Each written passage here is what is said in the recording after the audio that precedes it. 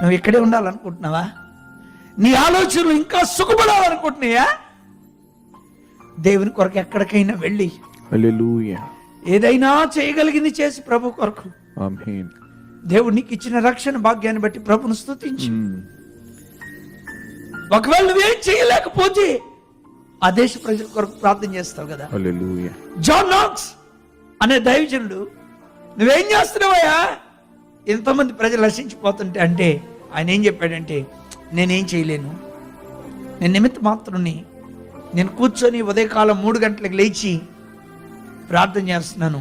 Scotland ప్రజలకి గాల్లో నా ప్రార్థన కలిపేశాను, అది పీల్చుకుంటారని చెప్పాడు ఆయన. ఆమేన్. హల్లెలూయా. ఆయన ఒక ప్రార్థన చేశాడు, స్నేహితుడా, స్కాట్లాండ్ దేశాన్ని ఇస్తావా లేకపోతే నా ఆత్మను తీసుకుంటావా? మరి నీ ఆలోచన ఎలా ఉంది?